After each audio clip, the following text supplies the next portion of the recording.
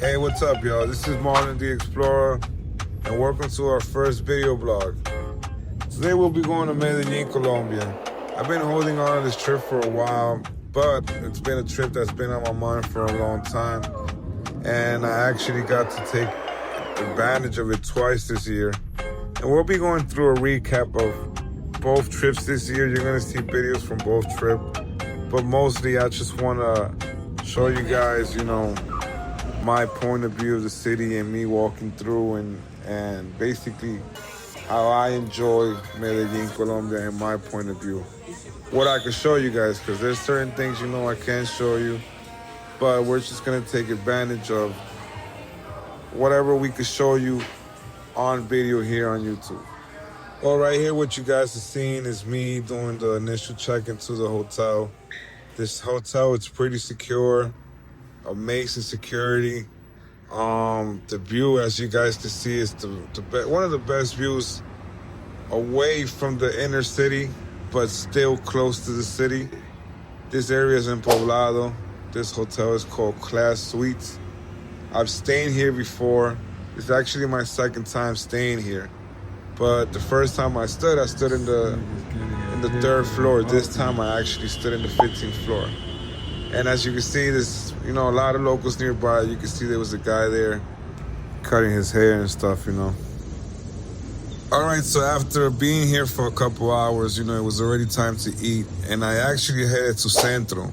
Centro's not really a tourist area to be at night either. It's not really safe. It's pretty dangerous at night, to be honest. But I ended up here in this restaurant called Los Verdes. I actually live in Miami now. Miami and Fort Lauderdale, they have Los Verdes, but it's not the same. It's way different, the taste and the texture and the flavor. So like I said, it was not really safe to be at Centro at night, and I just headed back to the hotel and pretty much just laid back and enjoyed the view and relaxed a little bit. I was actually waiting for a cousin that was flying in on a later flight, but when he arrived, you already know, we went straight to Lleras. Usually what we do on the first night, we go to Lleras. Parque Lleras is well known. It's a very tourist area for single men. Medellín 2025, we out here making history with my nigga Chino. We out here, Sicari Music, we lit. You already know that, get it. So yeah, this is what it looks like to break night in Medellín and make some new friends along the night. Out here getting that local breakfast. I'm gonna be honest, in Medellín, you barely sleep.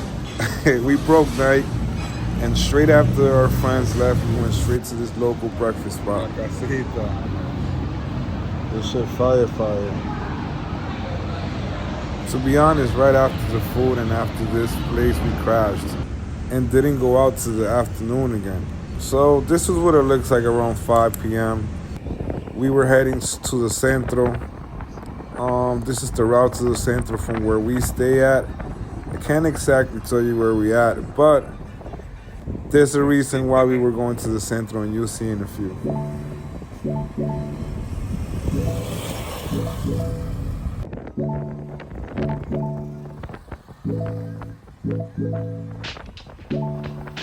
I do want to point out that the city's full of art and color and very vibrant. Like, you're going to see it all over. You're going to see graffiti, murals, art all over. You don't specifically have to go to Comuna or a specific mural area. They're all over. Like, you get to enjoy them. And that's what I like about Medellín.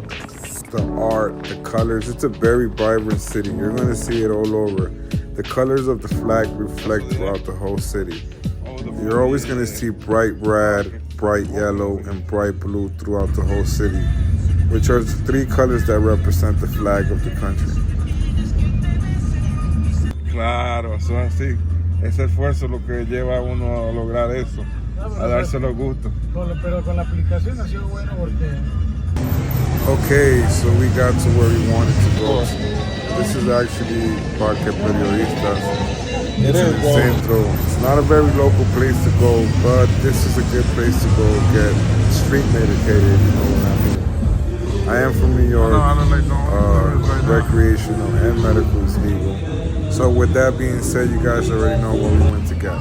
Anyways, we made it back to Provenza. We went to have some dinner at Provenza before going back home. We went and we checked out some of the local spots. It's just more of a middle class area to go out to eat. It's very tourist, and the middle class locals go eat here a lot. So like I said, we made it back to the hotel. We came to chill and relax, smoke a little bit of the medication we got, and just, change and get ready for the rest of the night and enjoy some of the view. The view is amazing at night, as you can see. This is the first view I got at night. Try to get the most of it. Try to take the most pictures and videos you can. Right here, I'm going to show you a little bit of the room, how it looks at night, and some of the landscape of the city so you can enjoy. Like I said, I stood here before, but last time I stood in the 3rd floor. This time I stood in the 15th floor, and I loved it.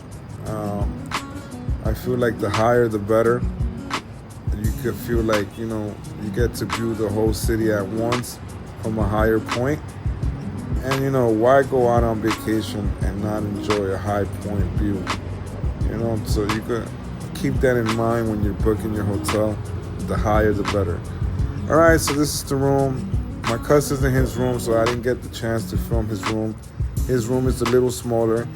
So it's a main room, and there is a guest room. First, I'm going to show you the kitchen. The kitchen comes with everything. It also comes with a dryer and a washing machine, which I took advantage of. I got to wash some of my clothes. I got to wash every day the towels they gave us. This hotel gave a lot of great accommodations. They included laundry detergent. They included shampoo, conditioner, soap, everything you could think of. And it smelled amazing when we walked in. It smelled very high-end. It was a very, very good room fragrance. And pretty much my favorite thing, as you can see from the whole room and the whole booking of this unit, I actually got it on Airbnb, is the view. Like, I feel for what I paid, it was worth it more than anything because of the view. The last time I stood in the 3rd floor, I might try to see if I put some videos on, but I doubt it. It did not look like this. What amazes me the most about the view of the city at night, it's the life in the city. You can see the life of the city reflect through the lights. It's a very, very big city, but at the same time, they're all together. It kind of reminds me of New York, how we're all bunched up together, but in a sense not, because you're actually spread out at the same time. And as you can see with this time-lapse video, you can see there's a lot of movement in the city. There's a lot of people driving around, going from place to place. Right here, you can also see another time lapse that shows the movement of the city lights and the movement of the clouds on top of the hills. So like I said before, that's like the best part of the Airbnb in this unit that I rent. So for our second night, we went somewhere more local. We went to La Setenta in Medellín, in Laureles. For our luck, it was Valentine's Day, so it wasn't kind of our vibe, and we ended up going back to Parque Lleras, but to catch the Chiva bus. There's the Chiva bus that picks you up and takes you to an after-party club.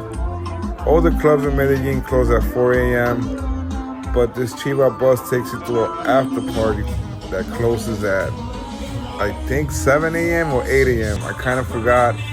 This is the club right here. It's called 7. Pretty chill, pretty laid back. A lot of tourists there, a lot of girls, and prices are good. You could come here and get a bottle for a fraction of the price you get in the States. All right, so day 3, we did something more tourist, more local and tourist at the same time. That's the cool thing about Medellín. There's places where you can mix with locals and feel like a local, just being in the area, while still being safe as a tourist. So right now we're heading on the way to Comuna 13, which is in the northeast area of Medellín, more east to Laureles, but like I said, you get to mix more with locals here. This is an area where you're gonna see a lot of tourist attraction, a lot of tourist graffiti, a lot of street vendors selling gifts for you to take back home from your trip. This is where you want to go and get the stuff to take back from your trip. Aside from that, it's full of a lot of bars, a lot of restaurants you could try out. And then, like I said before, it's a very tourist area. It's very well known. It has a lot of history also. The Comuna 13 is actually known as one of the communities that Pablo Escobar built for the low-income people of Medellín. And as we know, this country has a lot of history with Pablo Escobar. But nowadays, that's not the case. It's a whole way different city, a whole different story to tell here. It's full of art, it's full of events going on. As you can see, as soon as you walk in, there's events going on, there's stages. When we walked into a breakdancing event. And that's what's going on here. It's like a breakdancing competition, very organized with a lot of DJs, a lot of hoes. There were drones flying around capturing video. There was a lot of people enjoying, a lot of locals enjoying it, because locals over there, they love hip hop. They love this. This is part of their culture now. For me, this is what I grew up in the 90s. This was part of my culture growing up in New York in the 90s. But this is what the Colombian culture enjoys nowadays. They're very into hip hop. So as we keep going through the Comuna, you're gonna see a lot of escalators throughout the whole route. The reason why, the Comuna is a big valley. It's like a city built on a hill, on a valley. A lot of these homes, because if you don't notice, all these businesses, behind the businesses, they're surrounded by locals' homes. All the locals live here. But in front of their houses, you're gonna see all these tourists, graffiti attractions, and pop-up shops. That's mostly what it is. It's a whole bunch of pop-up shops. But like I said, you're gonna see a whole bunch of escalators along the way, because as a tourist, you're not used to going up the valley. Right here, we reach my favorite part of Comuna 13, which are the murals. You could take amazing pictures here. You can see the whole landscape of the city in the background. And amazingly, we still haven't reached the highest point of the Comuna. We're still working our way up. Okay, so right here we reached the highest point of the Comuna that we could go to. Right behind here, it's no more local tourist business and no more local graffiti. It's just people's homes. So this is where we stopped, and this is the last restaurant on top of the hill, right before you start touching people's homes. So we just stopped and we enjoyed the view, and we took some footage, some video, you know, enjoy what's around us and enjoy our surroundings the most we can. There's always a whole bunch of events going on in the Comuna. If you could tell, you can hear the music in the background. There's actually a guaracha event going on right next to us, which is pretty cool because there's a lot of diversity. All right, it's food time. So we found a local spot, the most local spot in Comuna 13, because a lot of the restaurants, they look very tourist. But me and my cousin, we were looking more for a more authentic and more local. So we found this lady that welcomed us to her home, which she uses as a tourist attraction because of the view she has and some of the graffiti she has in her establishment. And she also does food. As you can see, she welcomed us with a bandeja paisa. After 3 days in the city, I needed a touch of my haircut, and I found this guy cutting hair in the Comuna, which is pretty cool, because I didn't expect to leave with a haircut at night. But the guy was amazing, pretty cool vibes. I followed him on Instagram, and we kept going. I really suggest you going in the afternoon, like around 5 p.m., maybe 4 p.m., so you could catch the day turning into night. The best part about Comuna 13, it's looking at both views, the daytime and the nighttime. As you can see here, this is the beginning of our night view. It just turned night not too recently. Right here, we bumped into the future of Colombian soccer. Man, these kids surprised me how they were going in. They left me shocked. They're really talented at a young age and full of life and humor. Kind of makes me think of how kids back home have a way different lifestyle than these kids. So as you can see, Comuna 13 looks way different at night. And like I pointed out, it's a lot of places where you can go and take pictures. A lot of murals, a lot of basically photo booth attractions. I'm not sure how to put them. There are some places where they're going to charge you to take a picture. Like a small entrance fee, to where they have the mural, but it's not really necessary. Unless you want a front row view and you're willing to pay for it, it's not. But as you can see, there's a lot of establishments selling aside from souvenirs and things like that. Cocktails are big. Right here, you're gonna see an attraction that caught my attention.